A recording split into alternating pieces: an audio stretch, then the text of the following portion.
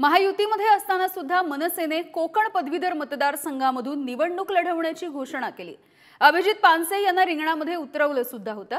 मात्र भाजप नेत्यांच्या मनधरणीच्या नंतर राज ठाकरे यांनी कोकण पदवीधर मतदारसंघामधून माघार घेतली आहे आणि भाजपला या निवडणुकीसाठी पुन्हा एकदा पाठिंबा दिलाय। त्यामुळे मनसेच्या भूमिकेबद्दल प्रश्न सुद्धा उपस्थित होत आहेत। दरम्यान कोकण पदवीधर मतदारसंघामध्ये भाजपचे निरंजन डावखरे आणि विरुद्ध ठाकरेंच्या शिवसेनेचे अशोक जैन यांच्यामध्ये सामना असेल।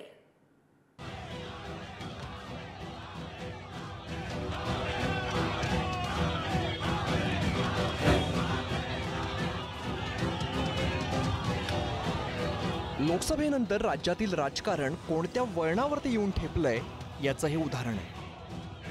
कोकण पदवीधर मतदारसंघाच्या निवडणुकीच्या निमित्ताने भाजप आणि ठाकरेंची शिवसेना आमनेसामने आली। ठाकरेंच्या शिवसेनेकडून किशोर जैन निवडणुकीच्या रिंगणात उतरलेत। त्यांचा सामना भाजप आमदार निरंजन डावखरेंशी होणार आहे। त्याच पार्श्वभूमीवरती अर्ज भरण्याच्या शेवटच्या दिवशी दोन्ही पक्षाच्या कार्यकर्त्यांनी जोरदार घोषणाबाजी केली। महायुतीकडून मोदी मोदी तर मवियाकडून ठाकरे ठाकरे अशा घोषणांनी कोकण भवन दणाणलं होतं। कोकण पदवीधरची निवडणुकीसाठी मी उमेदवार उभा आहे आणि तुम्ही बघताय फॉर्म भरताना सगळा जो कार्यकर्त्यांमध्ये जोश आहे। कोकण पदवीधरमध्ये लोकांनी ठरवलेला आहे की या वेळेला परिवर्तन करायचं आहे आणि तोच जोश आज फॉर्म भरताना कालच्या एका मेसेजमध्ये फक्त मेसेज दिल्यानंतर सुद्धा कोकणातनं संपूर्ण कार्यकर्ते या ठिकाणी उपस्थित राहिले आणि त्यांनी दाखवून दिले की पदवीधरची निवडणूक शिवसेना जिंकणार। कोकण पदवीधर मतदारसंघातील निवडणुकीच्या रिंगणात मनसेने अभिजित पानसेंना उतरवत आघाडी घेतली होती। कोणत्याही परिस्थितीत मनसे माघार घेणार नाही असं त्यांचे नेते ठासून सांगत होते। मात्र भाजपाच्या निरंजन डावखरे आणि प्रसाद लाड यांनी राज ठाकरे यांच्या शिवतीर्थ निवासस्थानी जाऊन त्यांची भेट घेतली। त्यानंतर काही वेळातच अभिजित पानसे हे निवडणुकीच्या रिंगणातून माघार घेणार असल्याचं मनसेकडून जाहीर करण्यात आलं। राजसाहेब ठाकरे यांचेही मनापासून आभार व्यक्त करतो की त्यांनी फार मोठ्या मनाने या मतदारसंघामध्ये लढण्यासाठी मला आशीर्वाद दिलेला आहे।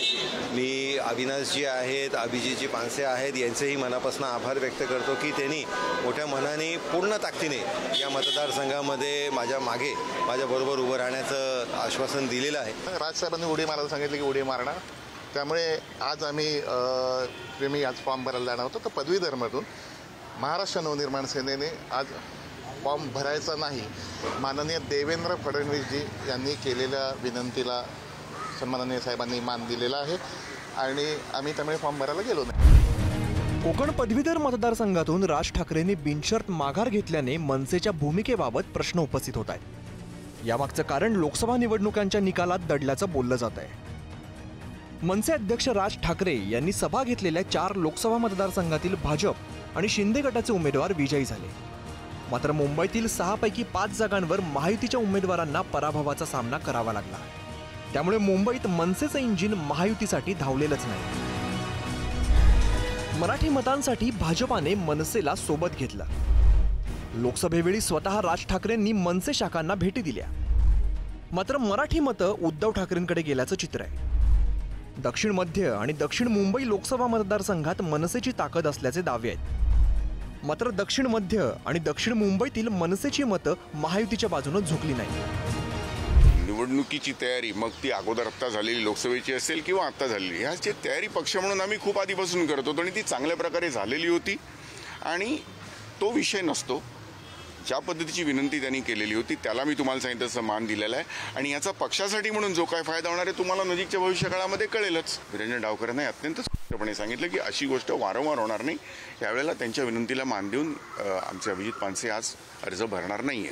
राजसाहेबांचे या निमित्ताने आम्ही आभार मानतो, कारण का महायुतीचा धर्म हा राजसाहेबांनी पाळला। ह्यासाठी आम्ही महायुतीचे सगळेच कार्यकर्ते त्यांचे आभार मानतो आणि योग्य वेळी महाराष्ट्र नवनिर्माण सेनेच्या उमेदवारासाठी पण आम्ही दिवस रात्र काम करू, हे आम्ही त्यांना विश्वास देतो। महायुतीत असूनही मनसेने सुरुवातीला उमेदवार उतरवल्याने कोकण पदवीधर निवडणुकीची चुरस रंगात आली होती। भाजप विरुद्ध मनसे सामना रंगणार या चर्चांना उधाण आलं होतं। मात्र लोकसभेला महायुतीला बिनशर्त पाठिंबा देणाऱ्या राज ठाकरेंनी कोकण पदवीधरच्या निवडणुकीतून बिनशर्त माघार घेतली। त्यामुळे मनसेच्या माघारीच्या राजकारणामुळे पुन्हा एकदा चर्चांना उधाण आलंय. निकेश शार्दूल आणि धनंजय दळवीसह श्रेयस सावंत, पुढारी न्यूज, मुंबई.